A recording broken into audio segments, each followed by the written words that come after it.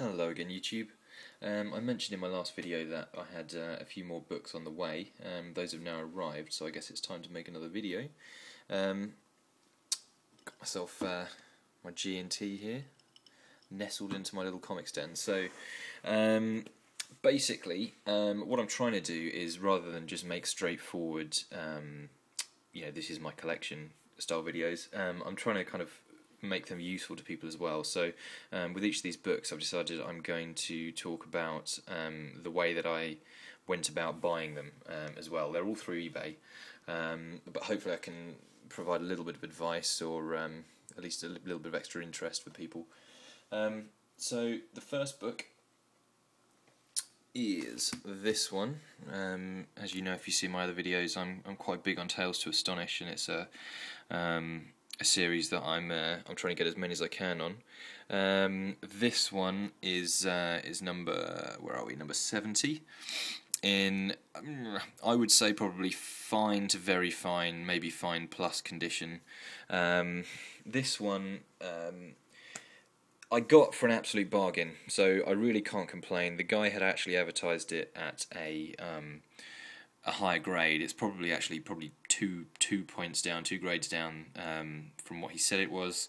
So kind of bummed about that, but you know, I think I ended up getting it for the equivalent of about $9 or something. So I really can't argue too much.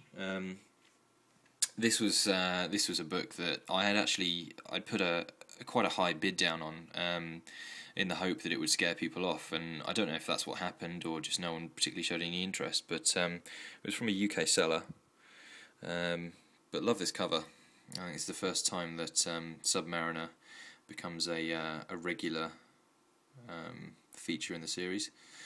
So yeah, really good condition book. Generally speaking, I'm trying not to go lower than kind of fine to very fine, maybe in my Silver Age stuff. But as I said, I kind of thought I was getting a higher grade, but the price I paid, Next up, I mentioned earlier I was trying to get some more Hulk books. This is my my second Hulk book. I previously had 105 and I got 106. Again, I just love these covers. Bright greens against bright reds against bright purples. Gotta love it. This one is I kind of came across it because it was a UK seller. It was kind of something that I thought people might overlook.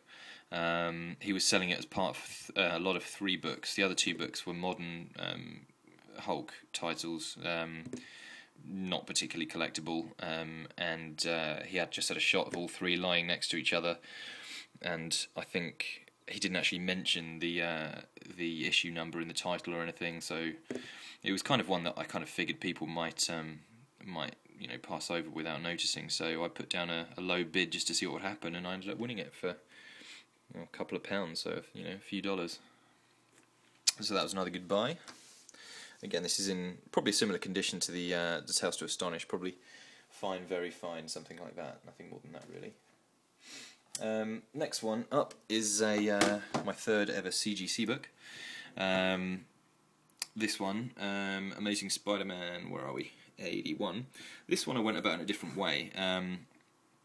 It's not exactly a title I've been really looking for or anything. It's just the fact that a seller was selling off loads of fairly high grade Silver Age Amazing Spider-Man CGC graded books, and I kind of put a fairly low bid on all of them.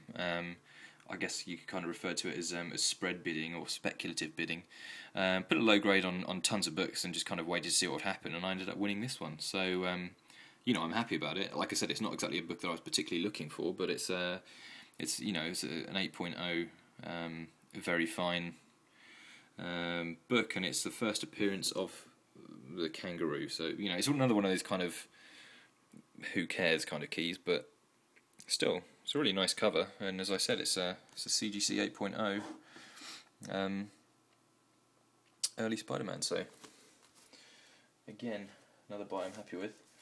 This one is probably the other end of the scale. I paid a fair amount for it, but then again, it's one that I kind of I actually had a copy of Amazing Spider-Man 300 before, and I ended up selling it off because I came back from travelling and needed to get some money back, really. So I sold off my last copy, which was probably I think it was a very fine, the one I had before, and I really regretted it because since then I've got 298, 299, and 301 onwards for a bit of a run, and there's a big hole in my collection. So I paid probably fair odds for this. It's a well, let's say very fine to near mint, maybe even near mint minus, but I try to grade a bit more conservatively. It looks worse than it is. This corner down here, basically, it's a tiny flap of the paper has come away, but it's not necessarily as bad as it looks. It's just whether it's been pushed into the mylar. But yeah, this is one of those books, isn't it? That if you're a Spidey collector, you kind of just got to have. So yeah, those are the books I've got so far. Coming up, I've decided to have a month off in December from buying books because I really want to save some money to buy some Christmas presents for people. But hopefully, as of the start of next year, I'll be buying some new books and I'll make videos about those.